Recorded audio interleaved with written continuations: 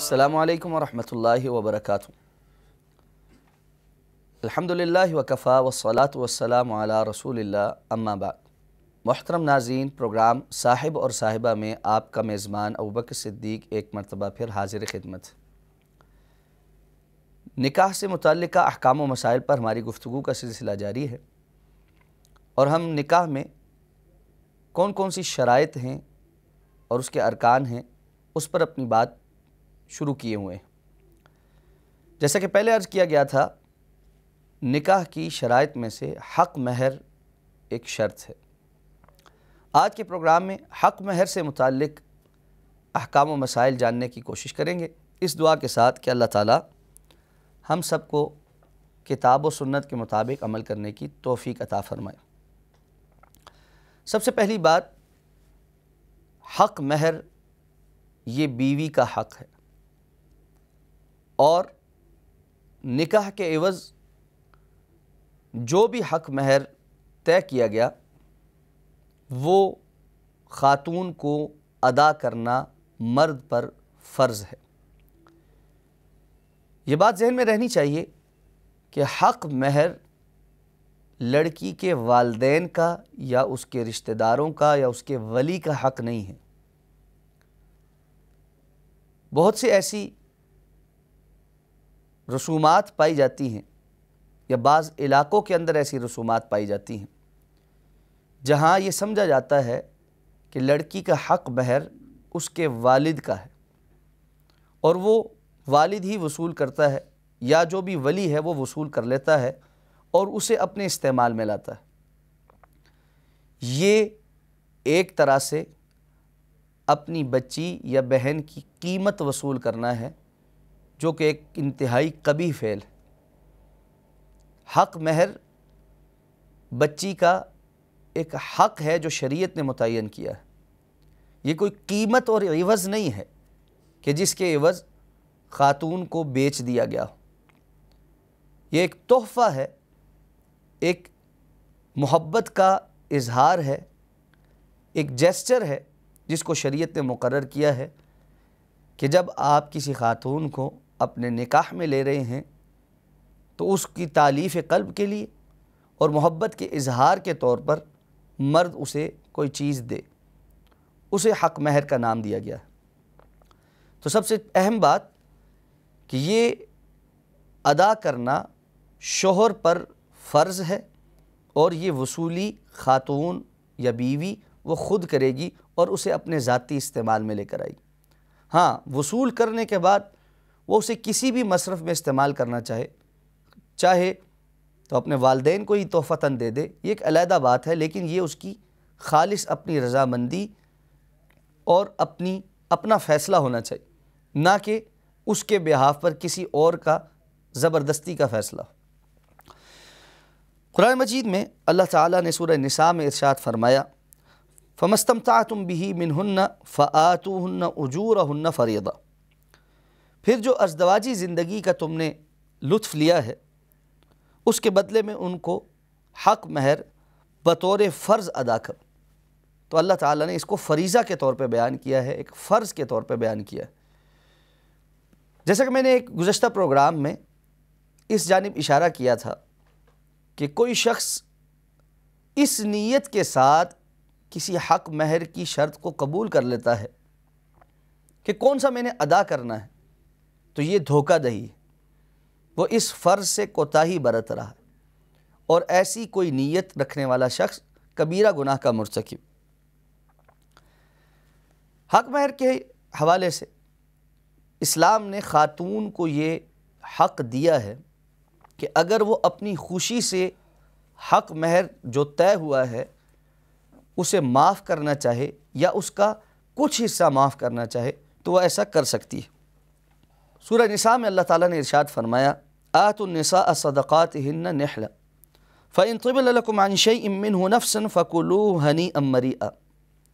عورتوں کو خوش دلی کے ساتھ حق مہر ادا کرو،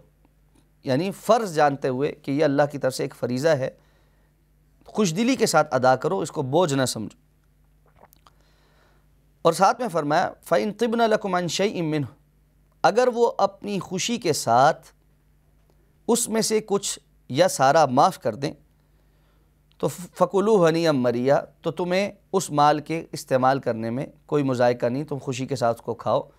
یعنی اگر خاتون نے اپنے حق مہر میں ملنے والی کوئی بھی چیز شوہر کو واپس کر دی یا معاف کر دی تو ایسا جائز اور درست ہے۔ ہمارے معاشرے میں جو چند غلط رسم و رواج رائج ہو چکے ہیں ان میں سے ایک یہ بھی ہے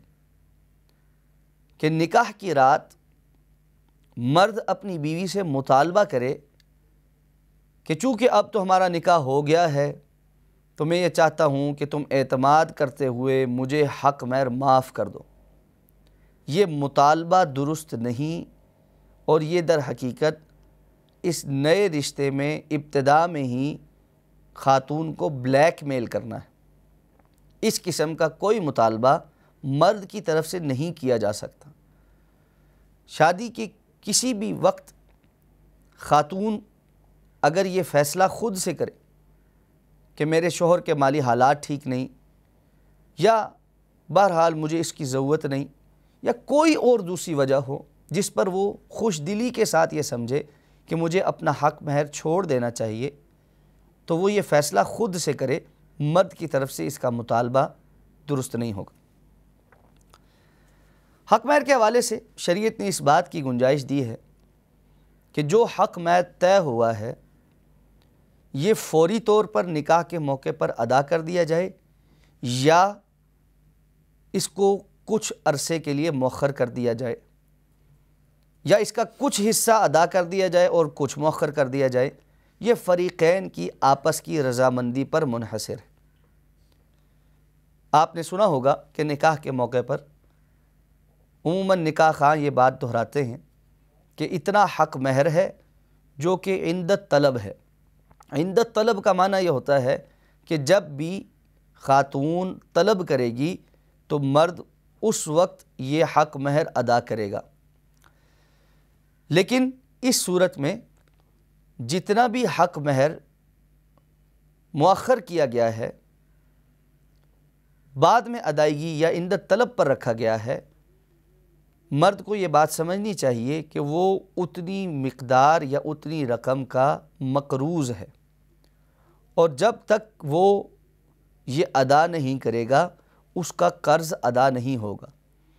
تو سب سے بہتر معاملہ وہ ہوتا ہے جہاں انسان بلا وجہ بغیر کسی عذر کے اپنے اوپر کسی کا دین نہ چھوڑے۔ اسے چاہیے کہ وہ وقت پر ادا کر دے، اور سب سے بہتر وقت نکاح کے وقت ہی اس کا ادا کر دینا ہے۔ نکاح میں اگر کوئی شخص حق مہر متعین نہیں کر سکا، بسا اوقات آپس میں ایسا تعلق ہوتا ہے، پہلے سے رشتہ داریاں ہوتی ہیں یا اور کوئی وجوہات ہوتی ہیں جن پر فریقین نے کوئی مخصوص حق مہر مقرر نہیں کیا، اور اس کے مقرر کیے بغیر ہی ایجاب اور قبول کے ذریعے نکاح کروا دیا گیا، تو اب ایسی صورت میں معاشرے میں عمومی رواج دیکھا جائے گا کہ ایسے خاندان جو ان کے ہم پلہ ہوں اور ایسی بچیاں جو اس بچی کے ہم پلہ ہوں، ان کا عمومی حق مہر کیا ہوتا ہے، جو معروف حق مہر ہے وہ متعین کیا جائے گا، اور وہ حق مہر جو ہے پھر مرد پر ادا کرنا فرض ہوگا۔ اگر کسی خاتون کا نکاح ہوا اور حق مہر طے ہو گیا لیکن رخصتی نہیں ہوئی اور ازدواجی تعلق قائم نہیں ہوا، اور ایسی صورت میں فریقین کے درمیان جدائی ہو گئی، مرد نے طلاق دے دی، تو اب جو حق مہر طے ہوا تھا مرد پر اس کا نصف ادا کرنا ضروری ہے۔ نکاح ہوا، حق مہر طے ہوا، لیکن رخصتی اور ازدواجی تعلق نہیں ہوا اور طلاق ہو گئی، تو اب مرد پر جو طے شدہ حق مہر تھا اس کا نصف ادا کرنا، آدھا ادا کرنا یہ فرض ہے۔ مثلا 1,00,000 روپے حق مہر طے ہوا تھا، تو اب اس صورت میں 50,000 روپے حق مہر ادا کرنا ضروری ہے۔ اللہ رب العزت نے سورہ بقرہ کی آیت نمبر 236 اور 237 میں اس حوالے سے تفصیلی احکامات عطا فرمائے، جن کا خلاصہ یہ ہے کہ اگر کوئی شخص حق مہر طے کرنے کے بعد لیکن ازدواجی تعلق سے پہلے طلاق دے دیتا ہے تو اس پر نصف حق مہر ادا کرنا ضروری، الا یہ کہ جو خاتون ہے وہ سارا ہی معاف کر دے، یا جو خاتون کا ولی ہے وہ سارا معاف کر دے، یا یہ کہ جو مرد طلاق دے رہا ہے وہ سارا ہی ادا کر دے، تو یہ آپس کی انڈرسٹینڈنگ ہے، ان میں سے یہ ساری شرائط درست ہیں۔ اسی طرح اگر کسی شخص نے نکاح کیا، حق مہر طے نہیں ہوا، رخصتی نہیں ہوئی، ازدواجی تعلقات بھی قائم نہیں ہوئے اور طلاق دے دی، تو اب ایسی صورت میں حق مہر سے متعلق باہمی افہام و تفہیم کے ذریعے سے کچھ طے کر لینا چاہیے اور ادا کرنا چاہیے۔ اللہ تعالیٰ نے فرمایا جو شخص خوشحال ہے وہ اپنی وسعت کے مطابق اس موقع پر اچھا ادا کرنے کی کوشش کرے، اور جو تنگ دست ہے وہ اپنی وسعت کے مطابق ادا کرنے کی کوشش کرے۔ تو چونکہ حق مہر طے نہیں ہوا تھا تو اس صورت میں جو افہام اور تفہیم سے معاملہ طے ہو جائے اسے آپس میں طے کر کے اس معاملے کو خوش اسلوبی سے ختم کر دینا چاہیے۔ حق مہر کے متعلق ہمارے ہاں ایک بات مشہور کر دی گئی ہے کہ جی شرعی حق مہر، اور اس کو 32 روپے یا کچھ پیسے سے جوڑ دیا گیا ہے، جو کہ سراسر غیر شرعی بات۔ شریعت اسلامیہ نے حق مہر کی کوئی تعداد مقرر نہیں کی، جو بھی چیز باہمی رضامندی سے آپس میں طے ہو جائے وہ حق مہر کے طور پر قبول کی جا سکتی ہے۔ رسول اللہ صلی اللہ علیہ وسلم نے ایک صحابی کو ارشاد فرمایا تھا کہ تزوج ولو بخاتم الحدید، تم نکاح کرو، شادی کرو، خواہ حق مہر کے طور پر ایک لوہے کی انگوٹھی ہی کیوں نہ دو۔ اسی طرح وہ حدیث مبارکہ بھی پہلے آپ سن چکے ہیں جہاں پر ایک صحابی نے جب انہیں لوہے کی انگوٹھی بھی میسر نہیں آئی تو آپ نے فرمایا کہ کیا تمہیں قرآن مجید کی کوئی آیات یا صورتیں یاد ہیں، اور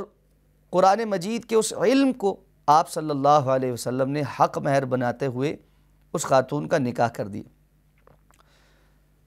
تو حق مہر مادی طور پر بھی کوئی مال کی صورت میں یا جائیداد کی صورت میں بھی ہو سکتا ہے، اور کسی صلاحیت کی صورت میں بھی ہو سکتا ہے، شرط یہ ہے کہ فریقین اس کے اوپر رضامند ہو۔ آپ صلی اللہ علیہ وسلم کی ازواج مطہرات اور آپ کی بیٹیوں کا حق مہر رسول اللہ صلی اللہ علیہ وسلم نے چاندی کی صورت میں ادا کیا ہے۔ حضرت ابو سلمہ بن عبد الرحمن رضی اللہ تعالیٰ عنہ سے روایت ہے کہ انہوں نے ام المؤمنین حضرت عائشہ رضی اللہ تعالیٰ عنہ سے پوچھا کہ رسول اللہ صلی اللہ علیہ وسلم کی ازواج مطہرات کا حق مہر کیا تھا؟ ام المؤمنین حضرت عائشہ صدیقہ رضی اللہ تعالیٰ عنہ نے فرمایا کہ آپ کی ازواج مطہرات کا حق مہر 12 اوقیہ اور ایک نش تھا۔ اور پھر حضرت عائشہ رضی اللہ تعالیٰ عنہ نے حضرت ابو سلمہ سے پوچھا تم جانتے ہو کہ یہ نش کتنا ہوتا ہے؟ حضرت ابو سلمہ رضی اللہ تعالیٰ نے فرمایا کہ نہیں، مجھے نہیں معلوم کہ نش کتنی مقدار کو کہتے ہیں۔ حضرت عائشہ رضی اللہ تعالیٰ عنہ نے فرمایا کہ ایک نش نصف اوقیہ کے برابر ہوتا ہے، اور اس کو اگر آج ہم وزن میں کاؤنٹ کریں تو تقریباً 500 درہم 12 اوقیہ اور ایک نش چاندی کے تقریباً ہم وزن بنتے۔ تو 500 درہم موجودہ دور میں اگر اس کا ویلیو نکالی جائے تو تقریباً 50,000 کے قریب اس کی ویلیو بنتی ہے۔ تو اس اعتبار سے رسول اللہ صلی اللہ علیہ وسلم نے اپنی ازواج مطہرات کا 12 اوقیہ اور ایک نش حق مہر ادا کی۔ اسی طرح آپ صلی اللہ علیہ وسلم کی زوجہ محترمہ حضرت ام حبیبہ رضی اللہ تعالیٰ عنہ، یہ حضرت عبید اللہ کے نکاح میں تھی، اور حبشہ میں ان کے شوہر جو ہے وہ فوت ہو گئے تھے۔ تو رسول اللہ صلی اللہ علیہ وسلم کے نکاح میں یہ ہجرت مدینہ کے بعد آپ کے نکاح میں آئیں، اور جو حبشہ کے حکمران تھے نجاشی، انہوں نے ان کا نکاح رسول اللہ صلی اللہ علیہ وسلم سے کروایا، اور آپ صلی اللہ علیہ وسلم کی جانب سے 4000 درہم حضرت ام حبیبہ رضی اللہ تعالی عنہ کا حق مہر مقرر کیا اور ادا کیا، اور ایک اور صحابی حضرت شرحبیل کے ساتھ جو ہے انہیں حبشہ سے مدینہ کی طرف روانہ کیا۔ تو یہاں پر چند باتیں پتہ چلیں کہ ام المؤمنین حضرت ام حبیبہ رضی اللہ تعالی عنہ کا حق مہر 4000 درہم تھا، جو کہ ایک بہت بڑی اماؤنٹ۔ اور دوسری بات یہ بھی پتہ چلی کہ کوئی اور شخص مرد کی طرف سے اس کا حق مہر ادا کر سکتا ہے، جیسے کہ آپ صلی اللہ علیہ وسلم کی طرف سے نجاشی نے آپ کا یہ حق مہر ادا کیا، تو انہوں نے گویا کہ رسول اللہ صلی اللہ علیہ وسلم کو شادی کے تحفے کے طور پر یہ حق مہر جو ہے وہ آپ کی جانب سے آپ کو تحفہ دیا، اور آپ کے حق مہر کے طور پر یہ رقم ادا کی گئی۔ ایک اور بات سمجھ لیجیے کہ حق مہر کے معاملے میں بہت زیادہ کا مطالبہ کرنا یہ درست نہیں۔ مناسب اور ایسا حق مہر مقرر کرنا جو ادا کرنے میں آسان ہو، یہ خیر اور برکت کا سبب۔ بہت سے گھرانے نکاح کے وقت بھاری بھرکم حق مہر رکھتے ہیں اس بنیاد پر کہ یہ گارنٹی ہوگا کہ کل کو لڑکا طلاق نہ دے اور گھر آباد رہے۔ یہ چیز وبال بن جاتی ہے۔ کل کو جب نباہ نہیں ہوتا تو صرف اس بنیاد پر لڑکے والے لڑکی کو لٹکا کر رکھتے ہیں کہ اگر طلاق دی تو حق مہر سارے کا سارا یہ لے کر چلی جائے گی، اور وہ ایک بڑی رقم ہے یا جائیداد ہے، اس لیے اس کو تنگ کرو اور مجبور کرو کہ یہ خود جا کر خلا لے، اور خلا کی صورت میں شرط یہ ہے کہ لڑکی حق مہر واپس کرے گی۔ تو دیکھنے میں یہ آیا ہے کہ جس نیت سے زیادہ حق مہر رکھوایا گیا تھا کہ اس کی وجہ سے گھر آباد رہے گا اور لڑکے والے طلاق نہیں دیں گے، وہ الٹا ایک وبال بن رہا ہے، اور بچی والے ان کے برے اخلاق یا کردار کی وجہ سے جان چھڑانا چاہتے ہیں، لیکن وہ زیادہ حق مہر ہونے کی وجہ سے چھوٹ نہیں پاتی، اور بالآخر کورٹ کچہری کر کے خلا حاصل کرنی پڑتی، جو کہ ایک برا فعل۔ تو جب بھی ہم شریعت سے دور جائیں گے اور اپنی دانست میں ایسے فیصلے کریں گے جو خیر اور برکتوں کے نہیں، تو اس کے نتائج بھی ایسے ہی برے نکلیں گے۔ حق مہر کے لیے جیسا کہ پہلے عرض کیا، کوئی بھی چیز مقرر کی جا سکتی ہے۔ اس میں اگر کوئی ایسا شخص تھا یا خاتون تھی جو پہلے غیر مسلم تھے اور بعد میں ان میں سے خاتون مسلمان ہو گئی، اور ایسے میں نکاح ختم ہو گیا، لیکن کچھ عرصے کے بعد وہ شخص بھی مسلمان ہونا کو تیار ہو جائے اور دوبارہ سے نکاح کرنا چاہے، تو اس نکاح میں اس شخص کا اسلام بھی بطور حق مہر قبول کیا جا سکتا ہے۔ حضرت انس رضی اللہ تعالیٰ عنہ فرماتے ہیں کہ حضرت ابو طلحہ اور حضرت ام سلیم رضی اللہ تعالیٰ عنہ کا نکاح ہوا، اور ان کا نکاح میں مہر اسلام تھا۔ حضرت ام سلیم حضرت ابو طلحہ سے پہلے اسلام لے آئی تھی، تو بعد میں جب حضرت ابو طلحہ نے نکاح کا پیغام بھیجا تو ام سلیم نے کہا کہ میں تو اسلام لا چکی ہوں، تو اگر آپ بھی اسلام لے آئیں تو میں آپ سے نکاح کر لوں گی۔ چنانچہ حضرت ابو طلحہ اسلام لے آئے، اور پھر ان کا نکاح ہوا، اور حق مہر حضرت ابو طلحہ رضی اللہ تعالیٰ عنہ کا اسلام قبول کرنا تھا۔ ایک مرد اور خاتون کا نکاح ہوا، حق مہر طے ہو گیا، لیکن رخصتی اور ازدواجی تعلق قائم ہونے سے پہلے شوہر فوت ہو گیا، یہ خاتون بیوہ ہو گئی، تو اب ایسے میں یہ خاتون پورے حق مہر کی مستحق ہے۔ یہ معاملہ طلاق کے جیسا نہیں جہاں پر نصف حق مہر تھا، بلکہ پورے حق مہر کی مستحق ہے، اور اسی طرح اپنے شوہر کی وراثت میں بھی حصے دار ہے، اور اسی طرح یہ شوہر کے فوت ہونے پر بیوہ کی عدت 4 ماہ 10 دن مکمل گزارے گی۔ تو یہ حق مہر سے متعلق چند ضروری احکام و مسائل تھے جن کو آج کے پروگرام میں ہم نے ڈسکس کیا۔ آئندہ پروگرام میں انشاءاللہ مزید احکام و مسائل کے ساتھ حاضر ہوں گے۔ اب تک کے لیے اتنا ہی۔ السلام علیکم ورحمۃ اللہ وبرکاتہ۔